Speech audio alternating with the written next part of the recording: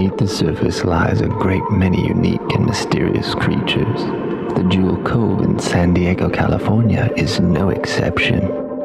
The sands close to shore are bustling with rays, harmless when unprovoked, but will deliver a painful sting if you're from Arizona, stinking up the beach. The creatures in the Jewel exhibit a variety of behaviors.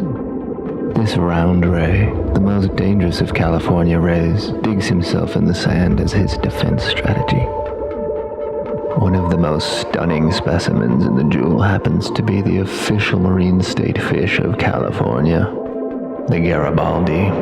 This beautiful animal is the largest member of the damselfish, and although it looks harmless, the male Garibaldi will boldly attack larger swimming creatures, including us humans, all in an effort to protect his offspring.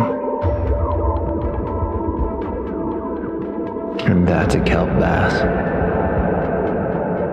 Exploring the Jewel can be a wondrous experience, but in all this beauty lies inevitable dangers. Keep in mind when you're having a blast chasing the local fish around, they may not share your enthusiasm. And well, they have places to hide, like this kelp bass retreating into the seaweed. You may find yourself alone and outmatched in this unforgiving world under the surface.